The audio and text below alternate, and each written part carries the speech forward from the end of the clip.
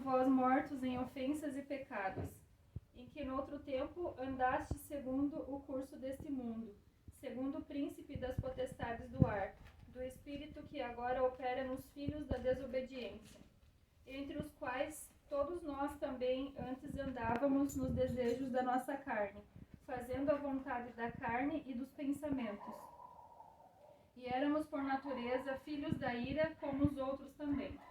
Mas Deus, que é riquíssimo em misericórdia, pelo seu muito amor com que nos amou, estando nós ainda mortos em nossas ofensas, nos vivificou juntamente com Cristo, pela graça sois salvos, e nos ressuscitou juntamente com Ele, e nos fez assentar nos lugares celestiais em Cristo Jesus, para mostrar nos séculos vindouros as abundantes riquezas da sua graça, pela sua benignidade para conosco em Cristo Jesus. Capítulo 8. Porque pela graça sois salvos e por meio da fé. E isso não vem de vós, é dom de Deus. Não vem das obras, para que ninguém se glorie. Porque somos feitura sua, criados em Cristo Jesus para as boas obras, as quais Deus preparou para que andássemos nela. Amém? Amém. Glória a Deus.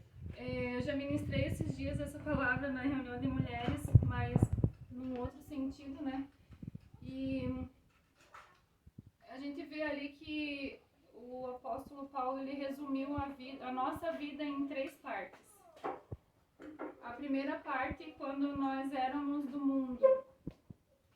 A Bíblia diz, ele comenta ali que nós éramos mortos, porque ele fala da nossa vida espiritual. A gente não conhecia Jesus, a gente estava no mundo, como a irmã Renita falou, tentando preencher um vazio que a gente busca em várias coisas, em drogas, em bebidas, em cigarro, prostituição, festa, macumbaria, um monte de coisas, né, que o mundo oferece para nós. Então, a nossa vida era assim antes, né, de nós conhecer Jesus. Eu enumerei várias coisas aqui que a gente fazia. Às vezes tem coisas que a gente não fazia, mas conhecia alguém, né, que acabava fazendo. Pecadores todos nós somos, né?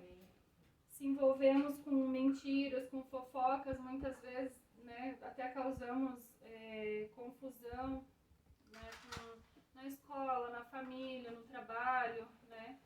E então ali a Bíblia diz que nós era mortos, né? E nós era escravo morto do diabo. Por quê? Porque nós era morto para Jesus e era escravo do diabo.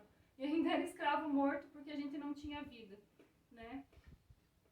A prostituição, as drogas, as bebedeiras, cigarro, roubo, muitas pessoas se envolvem em roubo, né? Matam. Então tudo isso faz parte de um mundo maligno, um mundo que não faz parte para quem vive com Jesus, né? Ali no versículo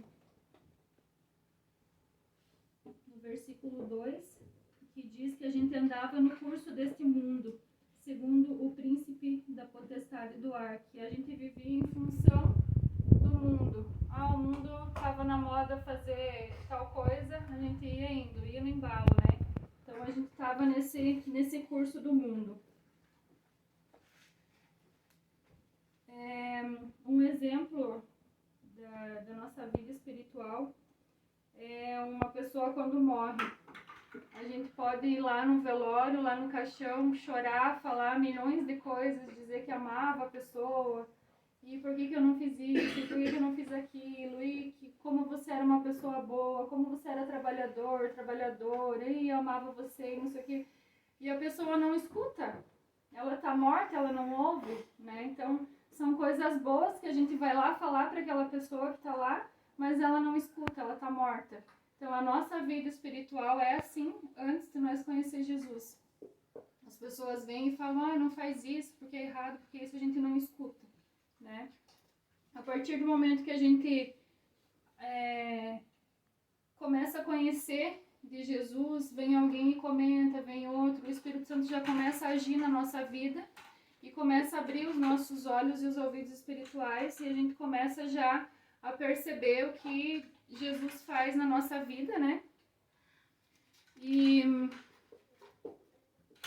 a partir do versículo 4, ele já começa a falar sobre isso.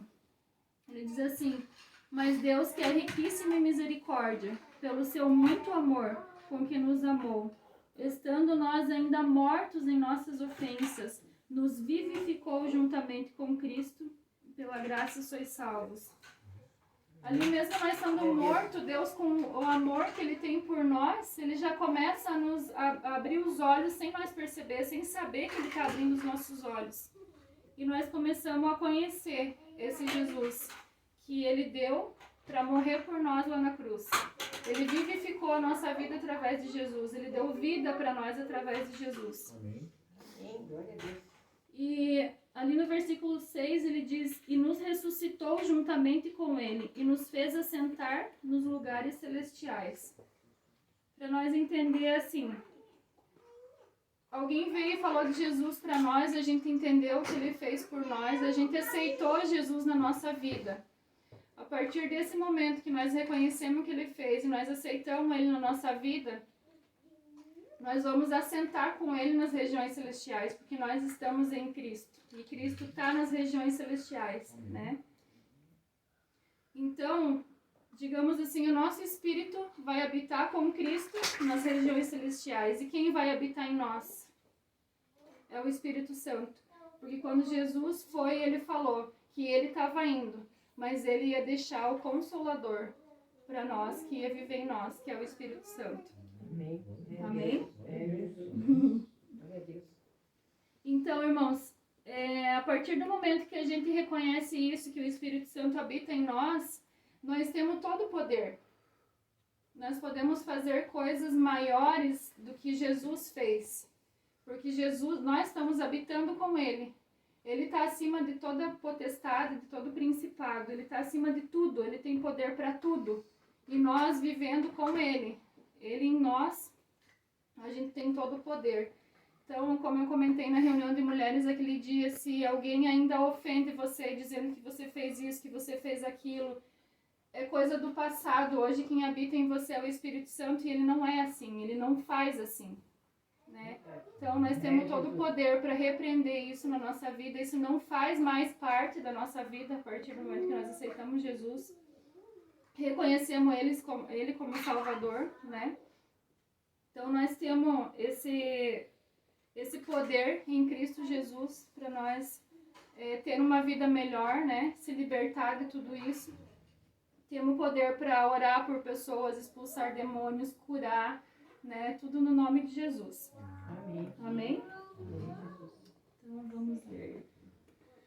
Aqui, a partir do 7, nós começamos a ver a terceira parte da nossa vida. O que eu falei agora era a segunda parte, que é quando a gente conheceu Jesus e aceitou Jesus. A terceira parte é o que nós devemos ser a partir de que nós conhecemos Jesus, aceitamos Ele na nossa vida. No versículo 7 diz assim: para mostrar nos séculos vindouros as abundantes riquezas da sua graça, pela sua benignidade para conosco em Cristo Jesus. Porque pela graça sois salvos por meio da fé, e isso não vem de vós, é dom de Deus. Aqui, ele diz que a gente deve mostrar nos séculos vindouros as abundantes riquezas do Senhor. Então, tudo que nós aprendemos com Cristo é o que nós devemos levar para os nossos filhos, para os nossos netos, para os nossos amigos, para os nossos vizinhos, para todas as pessoas que nós conhecemos, de séculos a séculos, enquanto nós estiver aqui. Esse é o nosso dever, é levar para as pessoas a palavra de Deus, é apresentar elas a Jesus, é mostrar para elas quem é Jesus, o que Ele faz na nossa vida. Então, esse é o nosso dever. Porque pela graça sois salvos por meio da fé, e isso não vem de vós, é dom de Deus. Não vem de obras para que ninguém se glorie. Por quê? Porque se eu for uma boa pessoa, se eu curar um enfermo, por exemplo, levar cesta básica, ajudar as pessoas, não é isso que vai me levar para o céu. É a minha fé, né? Então é a minha fé. Só que através da fé que nós temos em Jesus Cristo é que nós vamos fazer essas boas obras. Nós devemos fazer essas boas obras, né? Não é as boas obras que vai nos levar para a salvação, né? Mas é o que nós devemos fazer através da fé, essas boas obras.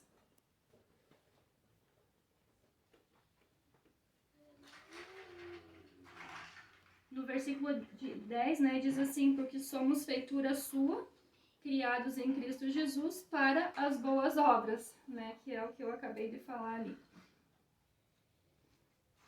Agora eu quero que vocês abram lá em Marcos, só para lembrar um pouquinho do Marcos, né, que não veio hoje.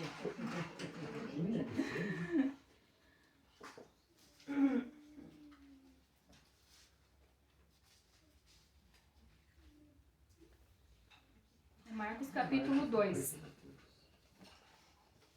Efésios 2 e Marcos 2 hoje.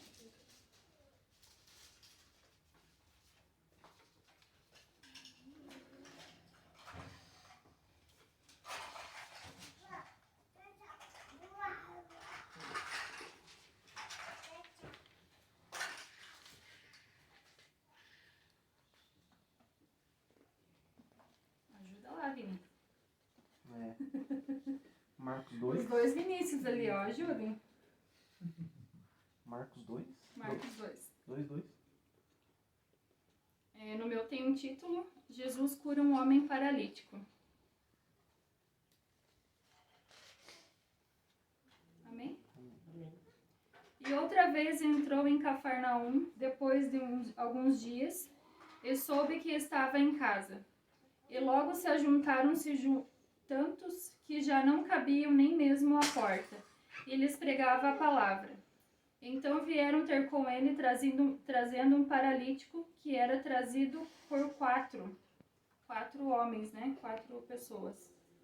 E como não podiam chegar a ele por causa da pressão, descobriram o teto onde estava e, fazendo uma abertura, baixaram o leito em que jazia o paralítico. E vendo Jesus a fé deles, disse ao paralítico: Filho, teus pecados estão perdoados. E estavam ali assentados alguns dos escribas e arrazoando em seus corações, dizendo: Por que diz este assim blasfêmias? Quem pode perdoar pecados, senão Deus? E Jesus, conhecendo logo em seu espírito que arrazoavam-se, lhes disse: Por que arrazoais essas coisas em vossos corações? O que é mais fácil, dizer ao paralítico: teus pecados te são perdoados? Ou dizer-lhe: levanta, toma o teu leito e anda? Ora, para que saibais que o Filho do Homem não tem poder na terra para perdoar pecados, disse ao paralítico, a ti te digo: levanta-te, toma o teu leito e vai para a tua casa. Então ele se levantou imediatamente e, tomando o seu leito, saiu diante de todos, de sorte que todos se admiraram e glorificavam a Deus, dizendo: nunca tal vimos. Eu acho muito legal essa história porque é um acontecimento bem diferente, né? Ali diz que Jesus estava pregando numa casa, como se fosse nós aqui na casa da Dona Antônia, e a casa estivesse cheia, não tivesse lugar por fora aqui do pátio, portão, na rua, tudo cheio de pessoas. E eles souberam que Jesus estava ali e eles sabiam que Jesus poderia curar o amigo deles, né, o paralítico. Então eu imagino que ou o paralítico soube que Jesus estava ali e pediu ajuda para os amigos, né? Ou os amigos souberam que Jesus estava ali e foram correndo lá querendo ajudar o amigo, né? Que poderia ser salvo, curado por Jesus. Só que quando eles chegaram na frente da casa, eles não podiam entrar, porque estava cheio, muita gente, e todo mundo prestando atenção no que Jesus estava falando. E eles tiveram a ideia de subir pelo telhado. As construções antigamente eram diferentes, não era igual nossas casas, tinham uns degraus, uns negócios assim. Então eles subiram ali. Pensa, eles subiam 4 pessoas com mais uma maca e o paralítico em cima, né?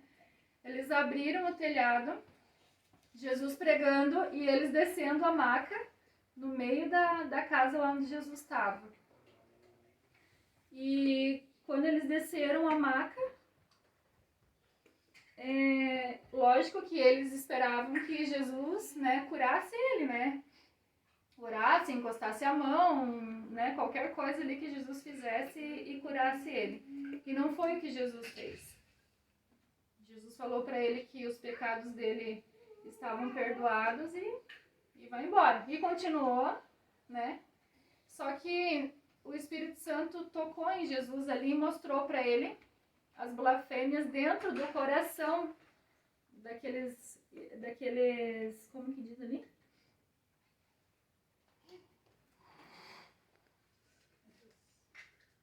Escribas, né? Uhum. Então o Espírito Santo mostrou que estava dentro do coração deles. E eles não falaram nada, então ali já foi uma prova, uma primeira prova de que era Jesus que estava ali, né? Porque ninguém falou nada, eles estavam só pensando. Estava dentro do coração deles esse sentimento de quem é esse daí para falar uma coisa dessa, né? Quem perdoa pecado é só Deus, né? Eles pensavam assim. E daí Jesus ali mais pra frente, né? Deixa eu achar aqui. Quem pode perdoar senão Deus? E Jesus, conhecendo logo em seu espírito, Jesus disse, porque que é mais fácil dizer a um paralítico, teus pecados estão perdoados, ou dizer, levanta e toma o teu leito e anda. Por que ele falou isso? Porque Jesus, ele conhece no nosso íntimo, ele conhece o vazio que nós temos lá dentro, ele conhece os nossos pecados, ele conhece as nossas falhas. Pode ter coisas que a gente faça que ninguém vê, a gente pode pecar sem ninguém ver, mas ele está vendo. Ele sabe o que tem lá dentro, ele sabe o que se passou na vida da gente para chegar onde a gente está, né? Então, por que ele não falou, você está curado, vai embora? Porque ele sabia o que precisava ser curado lá dentro, né? Então, eles não entenderam isso no momento, né? Então, Jesus falou, não, você está curado, pega tua maca lá, né? E vai. E ele saiu andando. Ali eles viram que realmente era Jesus que estava ali, né? Creram nisso. E amém. E o que eu quero dizer com isso? A terceira parte lá de Efésios 2 que eu falei para vocês, que é o que nós devemos ser hoje, daqui para frente, essa história aqui faz parte.